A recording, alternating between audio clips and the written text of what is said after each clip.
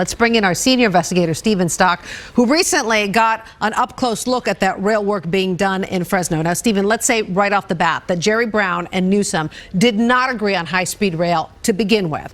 But right. Your sources told you this was going to happen and that it was going to happen fast. That's exactly right. We've been digging into this, and we've found cost overruns, some questionable spending, and flawed decision-making, all backed up by this audit released late last year. In fact, Assemblyman Jim Patterson of Fresno told me just recently, last week in fact, quote, "This is the nightmare we were worried about in the Central Valley." In fact, there are huge concrete structures that are either under construction or near completion already throughout the Fresno area, including a large trench that the high-speed rail train was slated to pass through right in the middle of downtown Fresno. Also, all along Route 99 in the Central Valley, you can see other instances of this work being done on the high-speed rail. Because of that, Patterson and others say something has to be done with what's already being built there. The High-Speed Rail Authority has already spent more than $3.5 billion in federal money. And if something is not done with all that paid for, California will have to pay all that money back to the feds. Whatever happens at the other ends of this rail line, Central California has to be made whole. If you run out of money and it's not completed, you better make plans to use that money as you run out of it to at least connect the 119 miles to something worthwhile going north.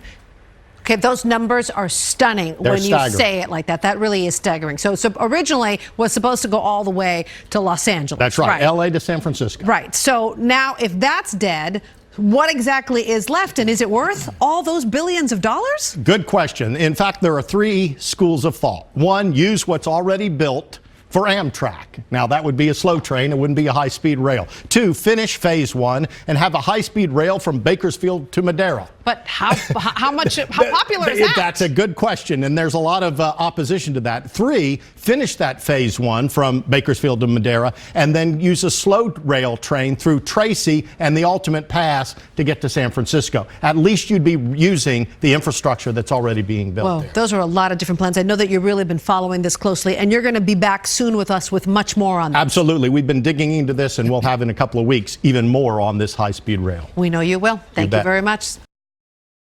Designed to fail. That's what critics and even some supporters say about the idea of high-speed rail from San Francisco to Los Angeles. Now, earlier this month, Governor Newsom appeared to derail that idea, saying there's not enough money to finish that job. Even before that announcement, our senior investigative reporter, Stephen Stock, uncovered tens of millions of dollars in questionable spending. And Stephen, what'd you find? Well, Terry and Jessica, we found a lot. After months of digging, we discovered cost overruns, duplicate charges, and bills for work that was never performed. That's just some of what we found. We reviewed hundreds of invoices submitted to the High-Speed Rail Authority by private contractors and found $142 million in disputed charges.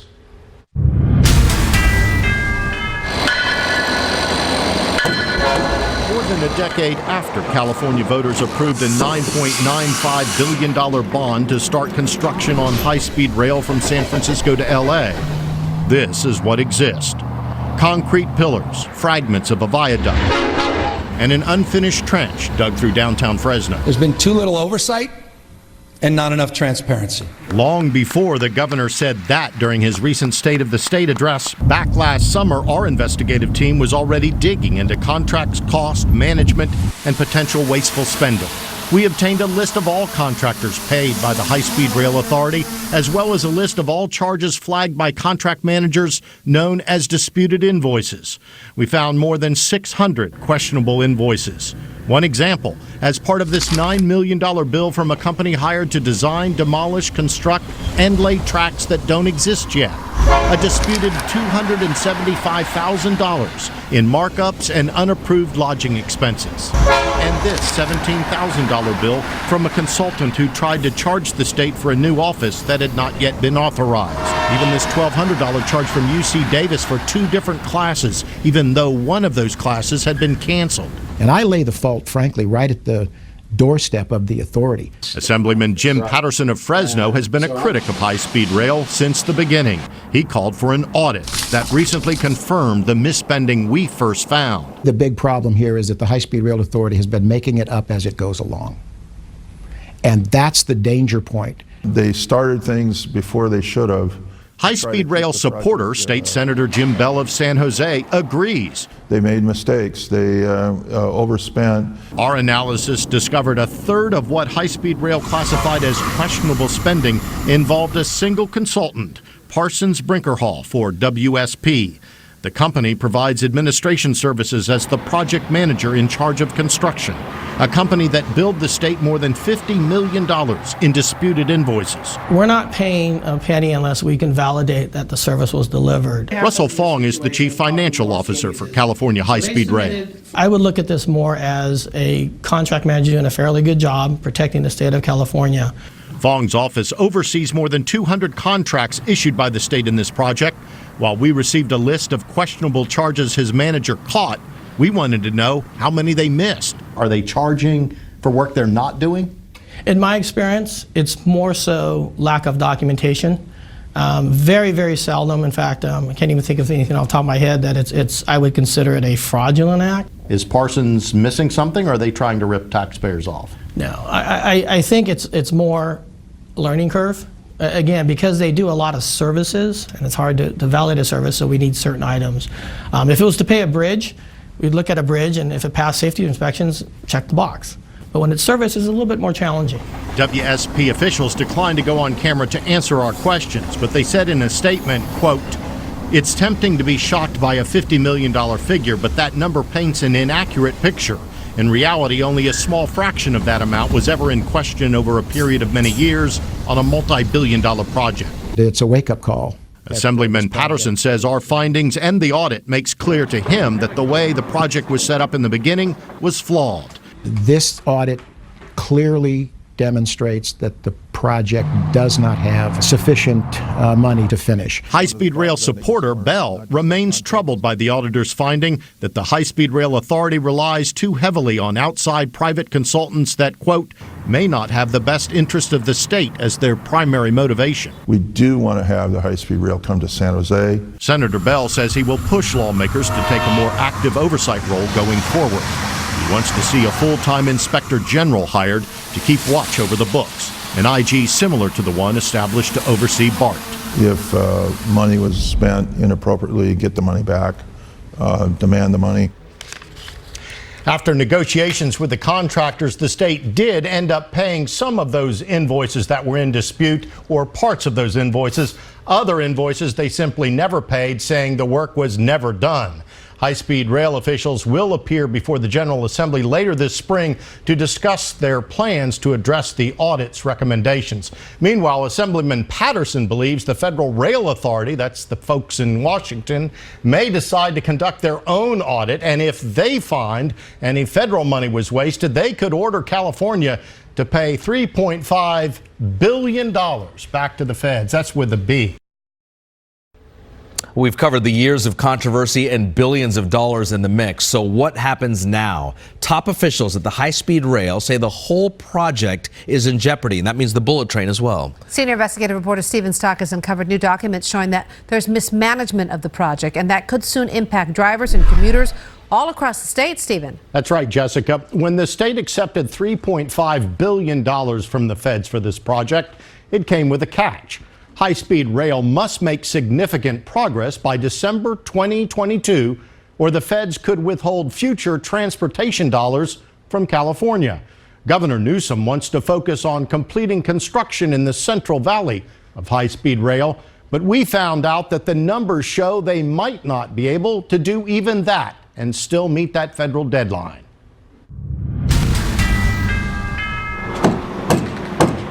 The viaduct and bridge work nearing completion around Fresno shows the massive ambitions of what's been billed as the country's largest single infrastructure project in more than 50 years.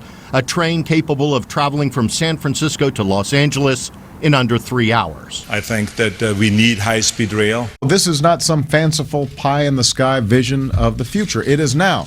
But while politicians publicly touted the benefits of a high-speed rail system, if you go to Japan or China, they're not talking and debating about high-speed rail. They're building it. internal documents we obtained show years of warnings from insiders that the project is headed down the wrong track and may not be completed for decades, if at all. People say, hey, the sky is falling. Well, the sky won't fall. We discovered that current construction numbers simply do not add up to finish even the first part of the project on time.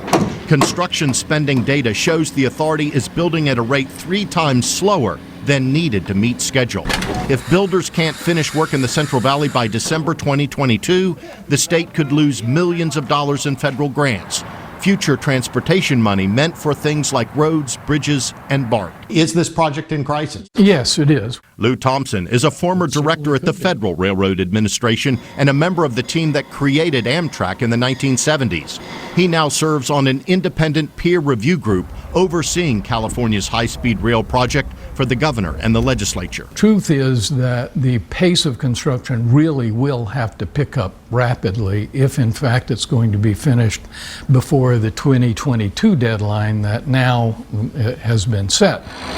Thompson believes the only way the project can continue as designed is for the state to raise more taxes and drastically increase construction and pace. You could even have a soda tax. 2% soda tax would probably fill the gap. Other internal documents show that the private company overseeing the project, WSP USA Inc., has failed to deliver its contractual obligations.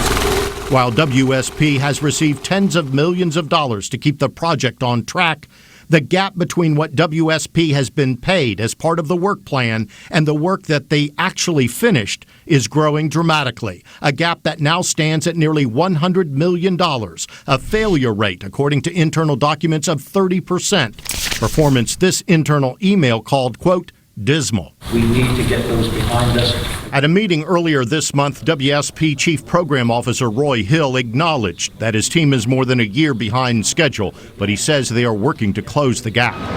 But the feds aren't convinced. In this February letter, the FRA determined that high-speed rail is unable to, quote, expend funds at a pace necessary to complete the project according to its schedule. We will finish the projects.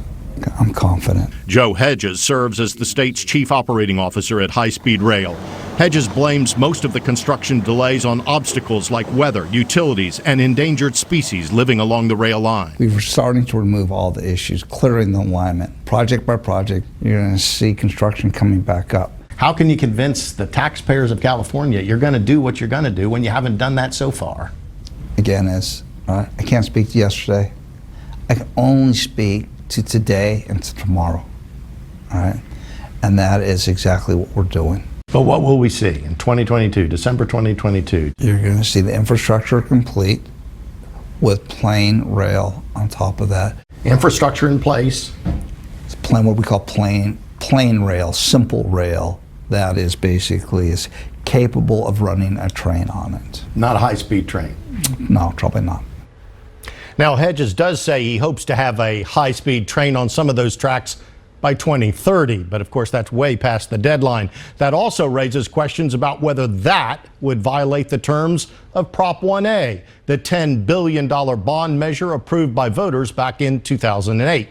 In just 2 days, on Wednesday, this Wednesday, the High Speed Rail Authority is scheduled to deliver an update to the state legislature detailing all these problems with the projects. Our sources have given us an early look at parts of that report, which outlines a new vision and new plan for the project that appears to focus, for the time being anyway, and for the most part, only on the Central Valley, from Bakersfield to Merced, meaning Silicon Valley and LA. At least they're out of the picture for now. That's it could be 50 years from now. money to That's have a been lot spent. of money. That's right. This is big. And if the money is taken away by the federal government because they missed this deadline, one source told me this project's dead in the water. That gentleman was pretty confident at the end of your story. He's pretty confident. We'll see. I told him we'd be back to ask him if in a couple of years. You'll be saving that tape, I'm sure. You bet. Well, change is already in motion because of one of our investigative reports. The California lawmaker is calling for an official probe into the state's high-speed rail project following our story. Senior investigative reporter Stephen Stock first broke this story just last night of a multi-billion-dollar project that is in crisis. Stephen. Exactly right, Jessica. Republican Assemblyman Jim Patterson of Fresno saw our story last night detailing massive overspending and underperformance by the private consulting company in charge of California high-speed rail. He's particularly disturbed by our finding that the track they're building is regular railroad track, according to the COO. That's the project's leader's admission. And it will not, at least for the time being, carry high-speed rail. Plus construction numbers that we uncovered showing the project will not meet a federal deadline of December 2022 to finish even the first section of this project from Bakersfield to Merced.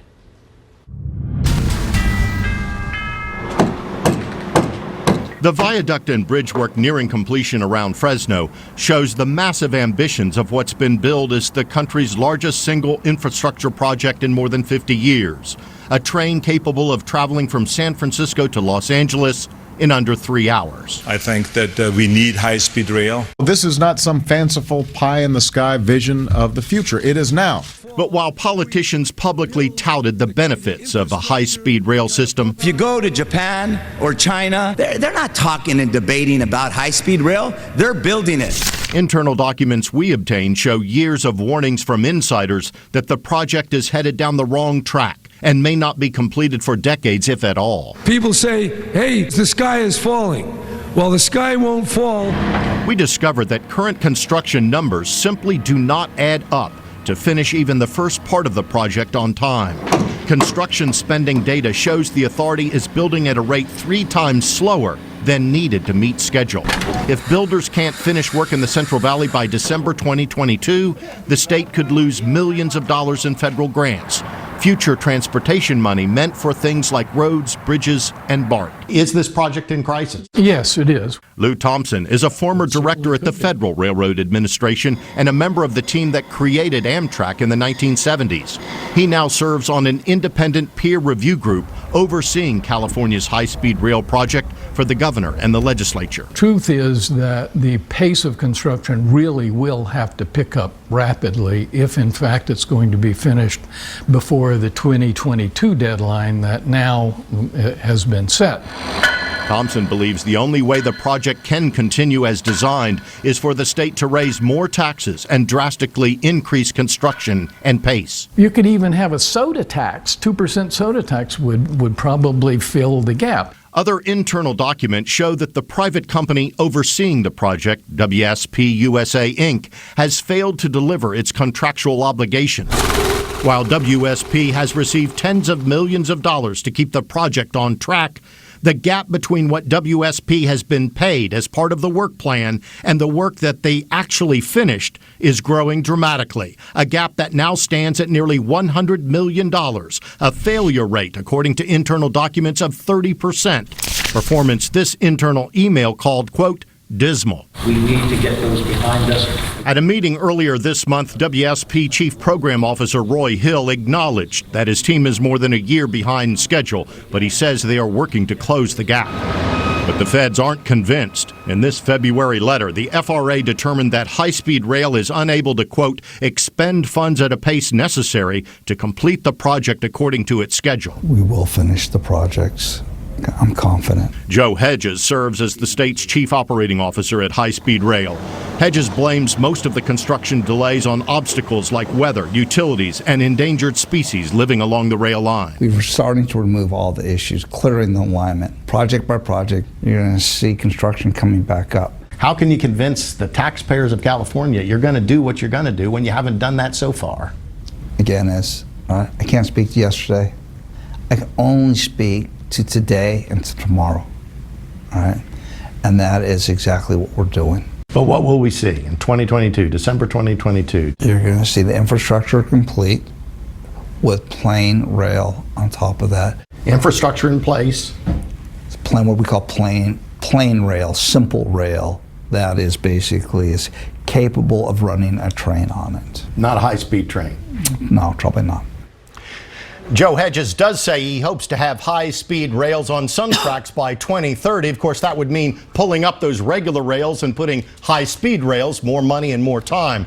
Now, tomorrow, high-speed rail officials will deliver an updated report to the legislature that our sources tell us refocuses this project on just the Central Valley, putting off Silicon Valley and LA connectors until years or even decades later. But that raises more questions about whether that would violate the terms of Prop 1A, the $10 billion bond measure approved by voters back in 2008. It's why Assemblyman Patterson now is calling for an investigation. And by the way, we called the FRA, the feds, today, and they said that they're reviewing all of this. They would not comment on whether they're going to take back this money. And we're talking it could be billions of dollars taken back. So this is certainly not the end of the line this for this story. This is not the end of the line for this story. It is in trouble.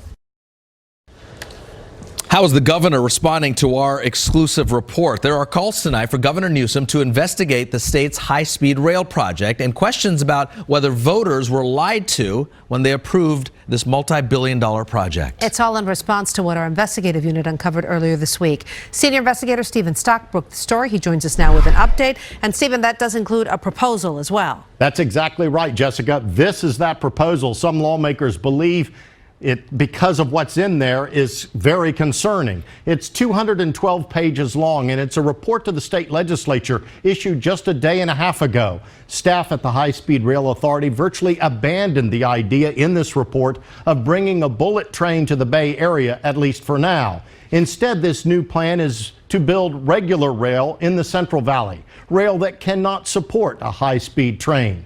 Now, both critics and even supporters say this isn't what the public signed up for. Under this latest plan, California's High-Speed Rail Authority refocuses on just completing the Central Valley section from Merced to Bakersfield. That includes only laying plain rail or regular standard rail track, not high-speed rail track on that infrastructure. According to the report to lawmakers, this will serve as a building block for a high-speed train eventually, say 2028 or 2030 at the earliest, and only then in the Central Valley, and will allow the agency to figure out how to raise more money to build out the rest of the project. Because they know it's a loser. Critics are crying foul, saying this approach goes against both the spirit and the letter of Proposition 1A, the $10 billion bond measure California voters approved to build high-speed rail back in 2008. In your mind, does that violate Prop 1A? Yes. Stuart Flashman is an environmental attorney who's already filed several lawsuits to nullify Prop 1A.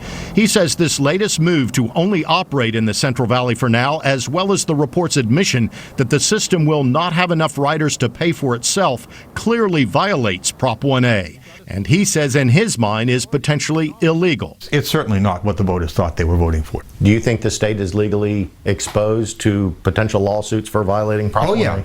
Oh, yeah. They definitely are. There's a very strong legal exposure here, and I don't think the legislature can get them out of this. We passed. San Jose Democratic Senator Jim Bell serves as an ex officio member of the High Speed Rail Authority, and he continues to support it. He disagrees this new plan violates Prop 1A, but he does agree it leaves Silicon Valley and LA out. And he wants that changed. No, I'm not totally happy with it. I think that's what the governor wanted to do, but I want him to do this stuff in Silicon Valley. I think if we do that, it'll make the project closer to reality, and it'll show a sign that we're going to get to Silicon Valley with this high-speed rail project. Legalities and politics aside, our earlier reporting found that at the present rate of construction, high-speed rail cannot make its federally mandated deadlines and may have to return billions of dollars in federal grants. This graph shows the problem. Look at the top line, $149 million a month, the target spending pace that high-speed rail must achieve to meet the deadline of December 2022. Now look at the actual construction spending graph. It only hit that mark once in the last year. All the other months are well below the target, 3 times slower than the target says it should be. And the construction spending trend line, this line, is going down, not up like it should be. meaning, according to 3 different high-speed rail officials, they will miss the deadline by years. But the problem I have with the way high-speed rail goes about this is that they change definitions. This is a shell game. Republican Assemblyman and longtime high-speed rail critic Jim Patterson of Fresno began calling for California's Attorney General to investigate after our report first aired. Your exhaustive investigative story that we now have the COO in public, on-air, on-the-record testimony that absolutely contradicts the plan that they're putting in front of the people of California. Now, Senator Bell believes he can still salvage this project and bring high-speed rail here to the Bay Area by about 2030, or at least somewhere in that date. He wants to extend the state cap-and-trade program through 2050, and he believes that in combination with more federal grants, that could pay for all of it and finish the job. Others, however, that I talked to are not so sure. One thing that is now certain, high-speed rail is now under the microscope by both lawmakers and the public than ever before. This was going relatively unchecked for a long time. For a long time, and we finally uncovered a lot of the problems that have been going on, and there's more to come. We're digging even further. Okay, thank you very much, Stephen. Well, is it a high-speed train to nowhere? The state filing a lawsuit today against the federal government, demanding the feds honor their commitment to fund construction of California's high-speed rail. President Trump wants to pull out of the deal because the project has been scaled back and is way behind schedule. Here's senior investigator Stephen Stock from Sacramento. This lawsuit seeks to stop the Federal Railroad Administration from taking back $929 million already committed to this project. Supporters and opponents of high-speed rail here all agree that if the federal government is allowed to back out and take this money back, it could put an already struggling project in serious jeopardy. Years of work and billions of dollars already spent are at stake in this lawsuit. We will fight this FRA's unprecedented, harmful, and misguided action. In his opening statement at the High-Speed Rail Authority's May board meeting, Chairman Lenny Mendonca made clear California will fight the feds to try to keep the money. $900 million is a sizable amount of money, and so we do need to make sure that we're protecting what was obligated to us, and so that was the reason for the lawsuit. Under a 2010 agreement, the High-Speed Rail Authority must build 119 miles of tracks in the Central Valley by December 2020 to keep its federal funding. But as we first reported last month, the state is years off that construction pace. As this graph shows, the amount of money spent to keep construction on schedule declined over the last year and remains well below what's budgeted. At the meeting, officials said the latest figures show that while the pace has picked up, it's still only 30% of what it should be. That's something that concerns board member Ernest Camacho. But in order to make the original schedule, they would have to be in excess of more than $100 million. Officials also admit they are 7 years behind schedule in some cases. Despite that, the board approved increasing the budget for the project by another 17%, another $1.8 billion, and reaffirmed its commitment to build a full high-speed rail line from San Francisco to LA, San Diego to Sacramento, eventually. In Sacramento, Stephen Stock, NBC Bay Area News. Tonight, we're exposing more problems with California's flawed high-speed rail project. The top private contractor now finds itself at the center of a state investigation for allegedly giving sweetheart deals. Why does this matter? Well, it's our tax money at stake. Senior investigative reporter Stephen Stock joins us now with the inside story. Stephen. Raj, right now, the top consultant for the company WSP has been suspended while California's Fair Political Practice Commission investigates a potential conflict of interest he had with another private company. As we first reported, the portion of high-speed rail being built in the Central Valley is now years behind schedule, putting billions in federal grant money in jeopardy. This latest move will not help matters at all. The move involves the private company overseeing the project, WSP USA Inc. In April, we obtained internal documents showing WSP had been paid tens of millions of dollars to keep the project on track. But the company has not come through, with the gap between what WSP has been paid and what it's actually delivered now standing at nearly $100 million. That's a failure rate, according to the documents, of 30%. The top WSP official in charge of high-speed rail, Roy Hill, there he is, was suspended after officials say he modified a multi-million-dollar contract that involved a company he had a financial interest in. A source tells me that today that Hill was planning on leaving the project at the end of the month, and therefore, because of all of this suspension, will not be back on the project at all. Spokespersons for both the high-speed rail and WSP told me today they take these charges very seriously and both will cooperate with the investigation. You can see all of our reporting on high-speed rail on our website. Just go to NBCBayArea.com/investigations. We'll stay on this story.